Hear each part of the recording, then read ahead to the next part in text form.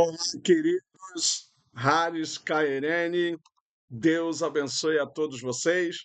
Como eu sempre digo, este é o dia que fez o Senhor, alegremo-nos e nos regozijemos nele. Lição de número 3: o corpo e as consequências do pecado. O que realmente o pecado causou no corpo humano? Quais são realmente as características das consequências que nós vivemos hoje? Por que o primeiro homem não morreu fisicamente, quando Deus disse que do dia que ele comesse do fruto ele morreria? Essas e outras questões nós estaremos falando aqui nesta lição, mas eu convido a você a curtir, compartilhar, a indicar minhas aulas a outros amigos. Essa semana eu recebi eh, uma declaração dizendo de uma pessoa que ela é nova convertida e está assistindo minha aula e está aprendendo muito. Muito obrigado a você que mandou esse feedback aí. E podem nos dar sugestões, podem falar e conheça o nosso canal e vá lá e nos siga, se inscreva no nosso canal. Leitura em classe, são dois textos, né? Gênesis 3, do 17 ao 19 e Eclesiastes, capítulo 12, do 1 ao 7. Palavras-chave, eu aproveitei a própria temática, né? E separei corpo, pecado e consequência, que são as palavras-chave dessa lição. Introdução. A teologia da criação em Gênesis 2, 7 descreve o homem como uma unidade psicossomática formada do pó da terra, Afar, e animada pelo sopro divino, Neshmat Ha'in. O corpo humano, Guf, é, portanto, uma dádiva divina que reflete tanto a materialidade quanto a espiritualidade da existência. O pecado, entretanto, introduziu uma ruptura entre o homem e o Criador, afetando todas as dimensões do ser, inclusive o corpo físico. A corrupção, a dor e a morte são expressões dessa desconexão espiritual. O estudo que segue busca compreender à luz das Escrituras e de seus termos hebraicos o processo pelo qual o corpo passa da perfeição à morte, da responsabilidade ao sofrimento e, finalmente, do abatimento à glorificação. Então, observem que Deus realmente cria o ser humano com essa perspectiva. Ontem eu estava fazendo a minha caminhada aqui, eu estava observando toda a criação, falei, gente, isso tudo vai acabar, né? Ou de um jeito por mim, porque eu posso partir e acabou, ou no sentido coletivo, porque a história da humanidade ela está caminhando para um fim. Então a gente percebe que nada disso era o que Deus gostaria que o homem vivesse, mas a escolha humana, a liberdade humana causou todas essas consequências. Então o homem cresce, envelhece, trabalha, sofre e morre com algum tipo de enfermidade, acidente, ou seja lá o que for, mas essa é a sina do ser humano depois da escolha pelo pecado. Primeira grande sessão, da perfeição à morte. Lembrando que quando Deus fez o homem e todas as coisas, ele disse muito bom. Ou seja, a criação de Deus é boa. O pecado é que vai trazer essa distorção da realidade. Então, a realidade foi distorcida por causa do pecado e nós vivemos hoje nessa situação toda de sofrimento, angústia e tal. Aí você vai dizer, não, mas tem gente que é feliz, o rico é feliz, o rico, se o rico fosse feliz, não se suicidava. Né? Então, todos têm os seus sofrimentos, tendo dinheiro, abastança ou não, dinheiro não compra saúde, dinheiro não compra morte, dinheiro não traz essas coisas. Pode até prolongar ou trazer uma coisa a mais, mas, irmãos, eu já fui em casa de rico de a riqueza não poder trazer de volta a saúde do seu ente querido. Primeira subseção, a certificação divina. Após a desobediência de Adão, Deus pronuncia a sentença: maldita é a terra por tua causa, porque és pó, Afar, e ao pó tornarás. O termo afar evoca a fragilidade e efemeridade da existência humana. É pó, não é nada. A partir desse momento, o homem deixa de participar da imortalidade que lhe era possível mediante a comunhão com Deus. Lembre-se, gente, o homem não é mortal, não é imortal, desculpa. O homem participa da imortalidade, ou seja, da eternidade de Deus. Deus é o único ser eterno por essência. Todas as outras coisas passam a ser eternas ou são eternas como os seres espirituais, porque ele permite que vivam dessa existência a partir dele. A morte, Mavut, Mavet, não é apenas biológica, mas teológica. É a separação da fonte da vida. Então a morte não é apenas biológica, o homem não morre, mas teologicamente, porque é uma separação total, completa de Deus. Então ela é física, ela é emocional, ela é mental, porque a pessoa, quando morre fisicamente, acabou todas as coisas. Mas quando ela morre espiritualmente, ou por causa do pecado, toda a sua estrutura também psicológica e física são também afetadas.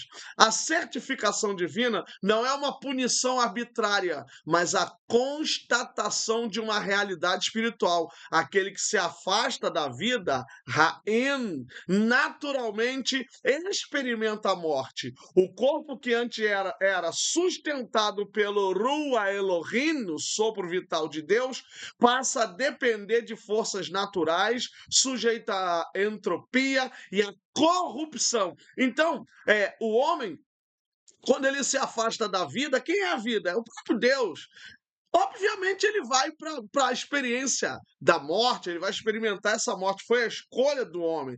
Então, o corpo, por isso que o homem é arrogante, por isso que o homem é orgulhoso, porque o pecado faz isso, o pecado traz orgulho, o pecado traz arrogância. Existem pessoas que dizem que não pecam. Não tenho pecado, eu não bebo, eu não fumo, eu não roubo. Como se só esses tipos de erros existissem, mas existe a mentira, a traição, existe o engano, existe uma multidão de pecados que desagradam a santidade de Deus e o homem não reconhece tais coisas. Então, a escolha de se afastar, a escolha de abandonar Deus é a escolha da morte. Tanto é que o apóstolo Paulo diz que quem se inclina para as coisas da carne é morte, mas quem se inclina para o espírito é vida e paz. Então, ou a gente se inclina para Deus e aí a gente vai ter vida, ou a gente se inclina para o pecado e aí a gente vai ter morte.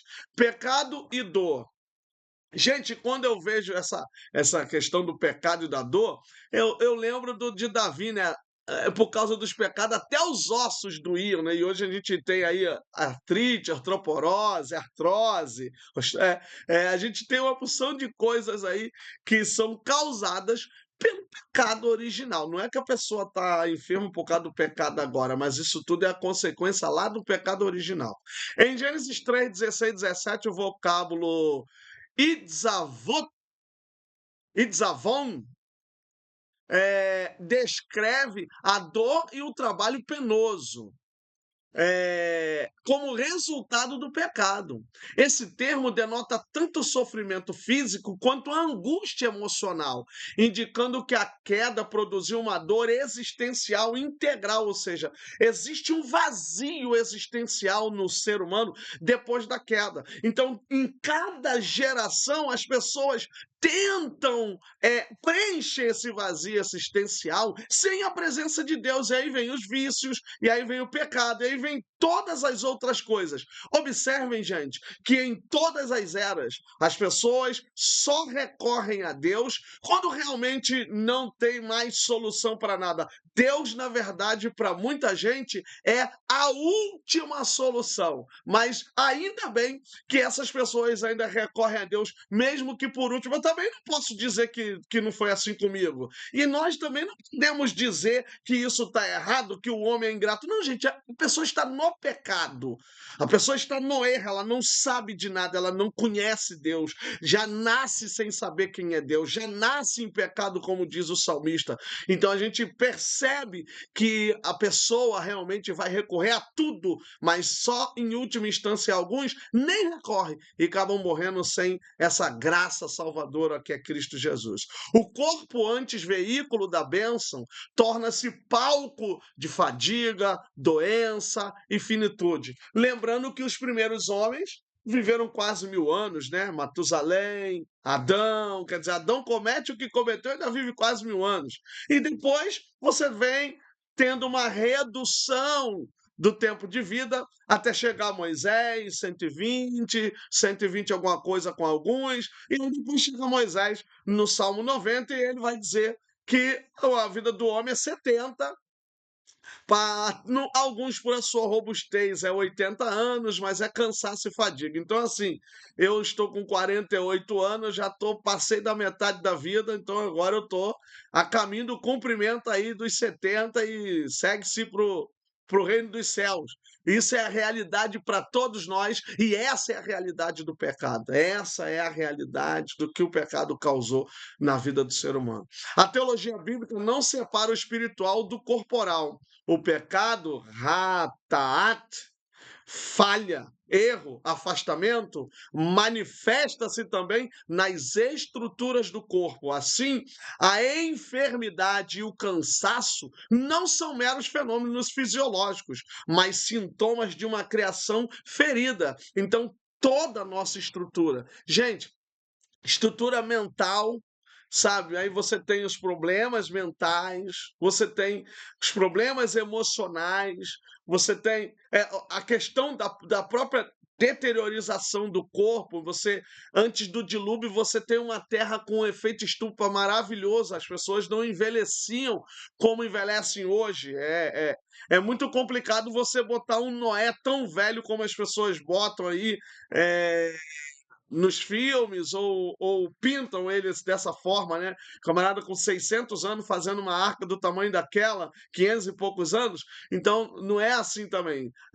A gente precisa entender que esse pecado, essa falha, esse erro, ele causou em nós uma série de problemas. E aí nós temos problemas físicos, nós temos problemas mentais, e nós temos problemas espirituais. Espirituais porque o homem não consegue se conectar com Deus, ele está morto.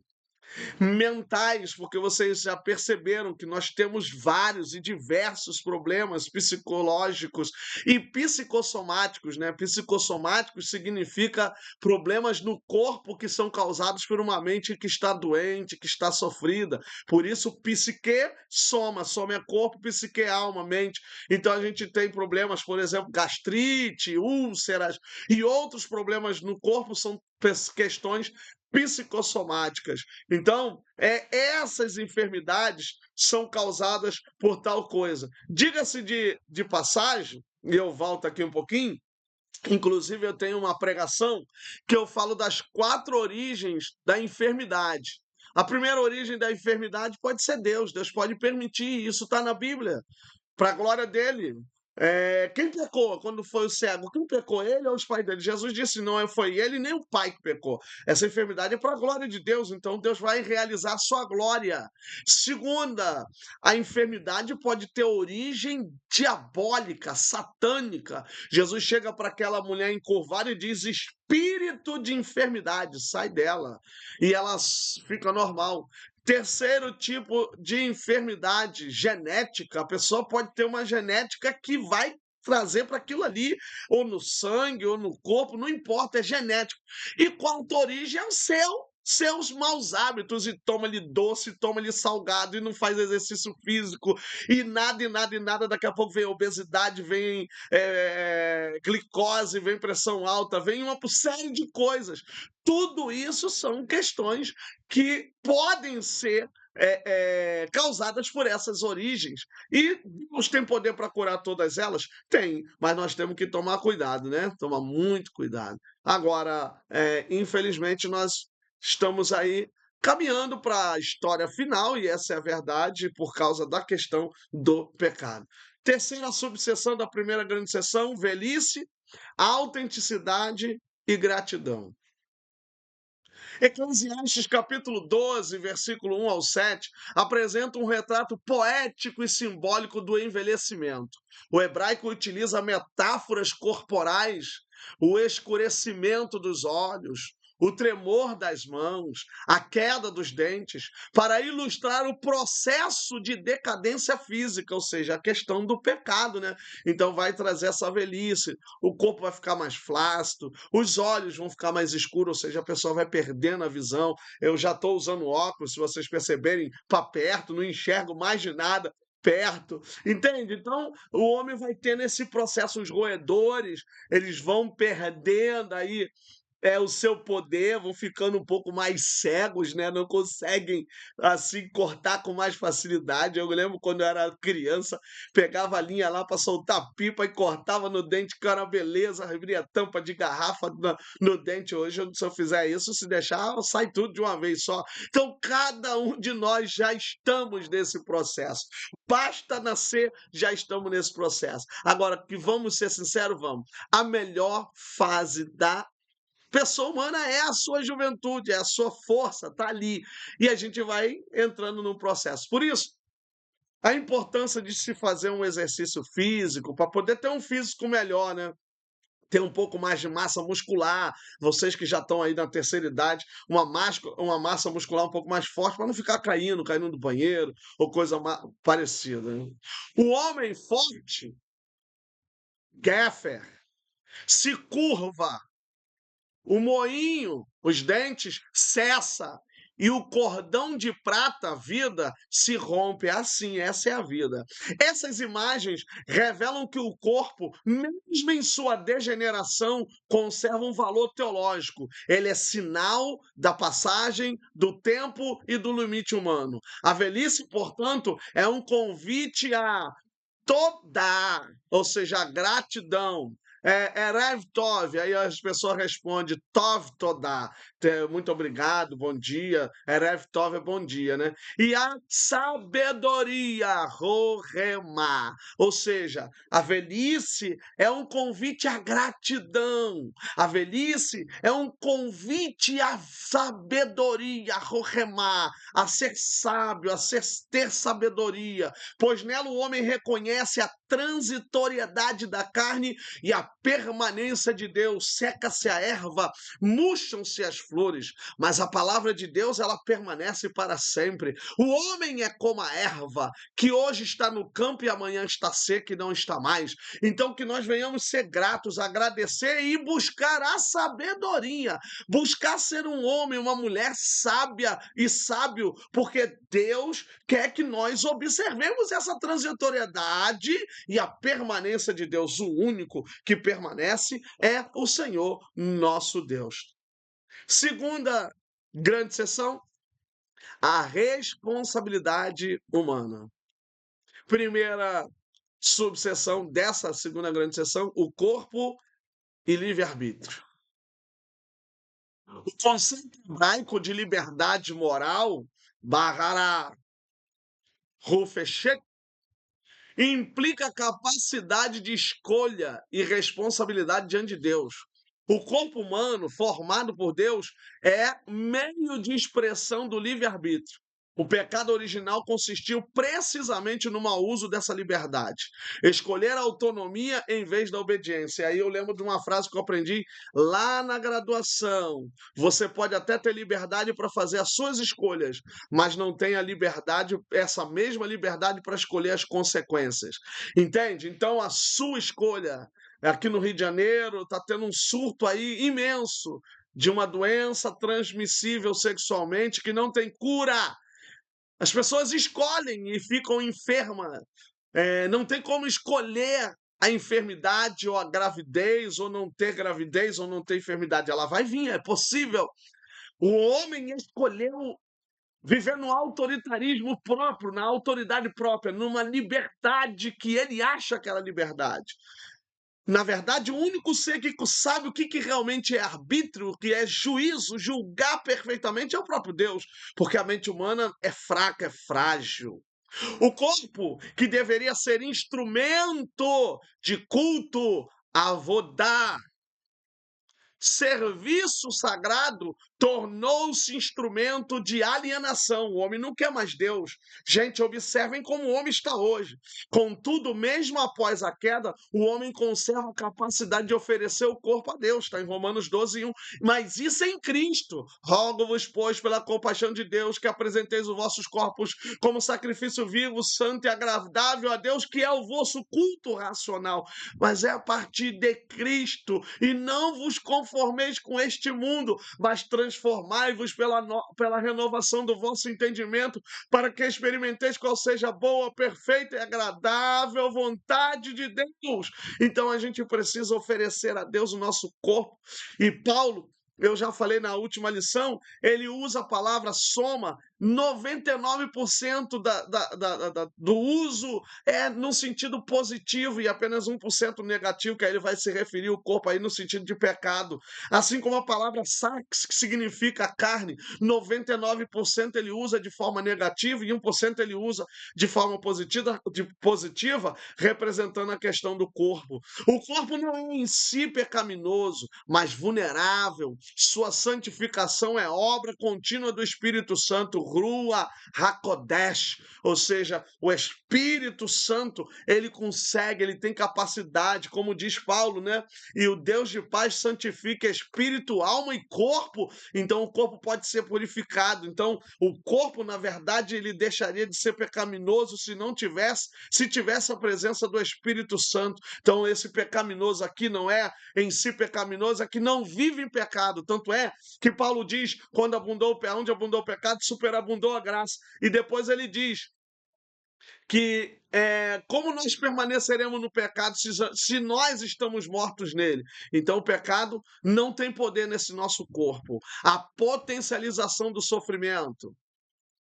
O pecado no sentido de avon, iniquidade, distorção moral, amplia o sofrimento humano, porque cria uma desconexão entre desejo e propósito, prazer e sentido. O homem, ao distorcer o uso do seu corpo, potencializa a dor espiritual e psicológica. Gente, tem muita gente sofrendo na atualidade, nessa época também. As escrituras ensinam que o sofrimento pode ser consequência direta da rebeldia, mas também espaço de purificação e revelação. Deus pode se manifestar nesse sofrimento para perdoar. Ele falou isso para o povo lá no seu tempo: seus pecados estão perdoados. No ato de cura, o corpo, quando entregue a carne, baixar, matéria frágil e perecível, sofre. Quando rendido ao Espírito, é restaurada a sua vocação original. Observem a mesma mentalidade que Paulo tem. A responsabilidade humana é reconhecer que o corpo é campo de batalha espiritual. O apóstolo Paulo afirma: trago no corpo as marcas, estigmata do Senhor Jesus. Lembrando que a redenção do corpo é parte da santificação integral do ser. Ou seja, não tem como estar em Cristo se não tiver com o corpo santificado, com o corpo purificado. Então é necessário estar em Cristo para ter um corpo restaurado, para o poder do pecado não ter mais domínio no seu corpo. E agora a última e grande sessão, terceira, do abatimento à glorificação. Primeira subseção, a realidade das enfermidades. E eu já adiantei as 4, origem, né? O corpo pós-queda está sujeito às enfermidades. Tahaluma, fraqueza, mistério. A teologia veterotestamentária entende a doença não como mera punição, mas como expressão da limitação humana diante da santidade divina. O salmista confessa: não há saúde na minha carne, Bassar, por causa do meu pecado. Então observem que o pecado realmente é o que afeta a saúde do corpo. Então a enfermidade, a origem primária, quando eu disse que existem 4 origens, é para a gente poder identificar numa perspectiva teológica também. Mas o pecado é a origem. Quando eu falo que Deus é a origem, no sentido de que ele vai manifestar a sua glória naquilo ali. Então a gente precisa entender que o homem pós-queda é um homem frágil, É um homem enfermo, enfermo mesmo sem ter enfermidade. Gente, existem pessoas que morrem sem nenhum problema de saúde, porque como eu aprendi, para morrer basta estar vivo. Não é velho, não é novo, é qualquer pessoa, pode ter saúde 100%, do nada acontece dela apagar e não voltar mais. Entretanto, as enfermidades também revelam a compaixão divina. Eu sou o Senhor que te sara. Adonai Rofearu. Vou repetir. Adonai Rofeara. Exemplo, Êxodo, né? Êxodo aí é o exemplo desse texto. Êxodo 15, 26.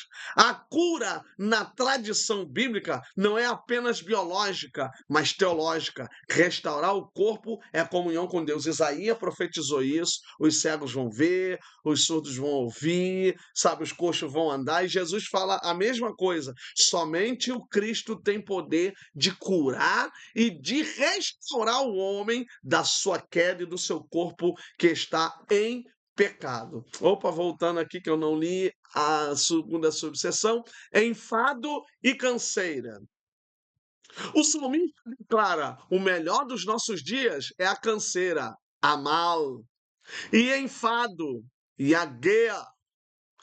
Esses termos descrevem a experiência do labor constante, do desgaste físico e emocional que acompanham a existência humana. É cresceu, é estudo, é trabalho, alguns nem estudo, mas trabalham a vida toda, outros têm a sua vida abastada, mas tem que ter sempre o controle, senão perde tudo. Então, existe um enfado, uma canseira, uma labuta constante da gente ter que trabalhar, da gente ter que sustentar preocupações da vida que vão acompanhar a existência humana. O homem moderno, mesmo cercado de conforto, continua a viver sob o fardo do amal, a fadiga existencial decorrente da separação entre trabalho e sentido. Então você tem aí hoje na vida moderna uma pessoa para ir para o trabalho